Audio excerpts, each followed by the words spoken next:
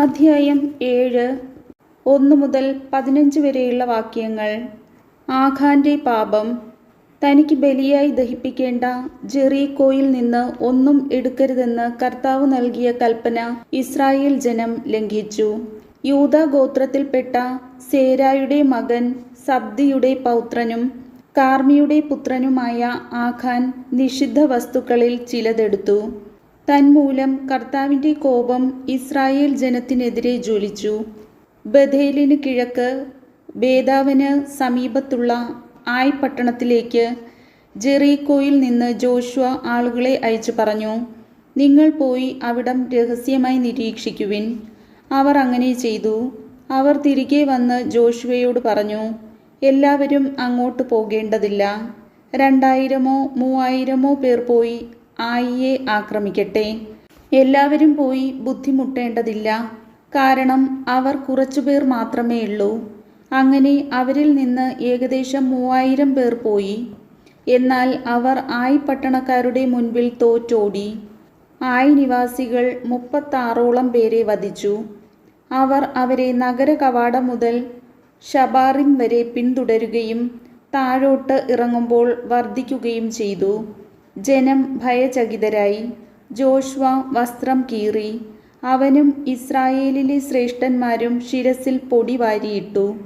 സായാഹ്നം വരെ കർത്താവിൻ്റെ വാഗ്ദാന പേടകത്തിനു മുൻപിൽ സാഷ്ടാംഗം വീണുകിടന്നു. ജോഷുവ പ്രാർത്ഥിച്ചു, ദൈവമായ കർത്താവെ, അമോര്യരുടെ കരങ്ങളിൽ ഏൽപ്പിച്ച് നശിപ്പിക്കുന്നതിന് അങ്ങ് ഈ ജനത്തെ എന്തിന് ജോർദാനിക്കരെ കൊണ്ടുവന്നു? അക്കരെ താമസിച്ചാൽ മതിയായിരുന്നു.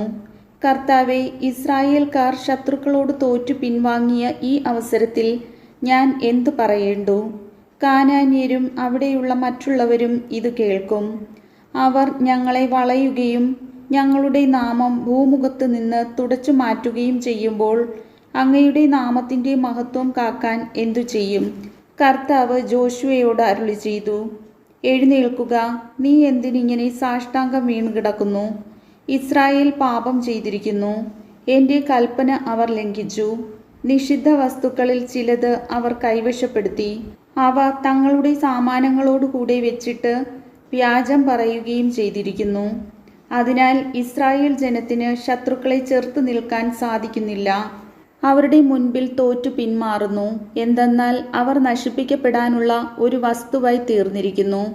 നിങ്ങൾ എടുത്ത നിഷിദ്ധ വസ്തുക്കൾ നശിപ്പിക്കുന്നില്ലെങ്കിൽ ഞാൻ ഇനി നിങ്ങളോടുകൂടെ ഉണ്ടായിരിക്കുകയില്ല. നീ എഴുന്നേറ്റ് ജനത്തെ ശുദ്ധീകരിക്കുക. നാളത്തേക്ക് തങ്ങളെ തന്നെ ശുദ്ധീകരിക്കാൻ അവരോട് പറയുക.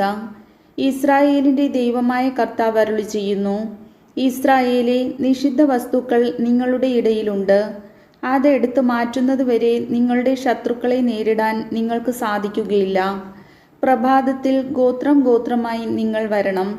കർത്താവ് ചൂണ്ടിക്കാണിക്കുന്ന ഗോത്രം ഓരോ കുലമായും കുലം കുടുംബക്രമത്തിലും അടുത്തു വരണം.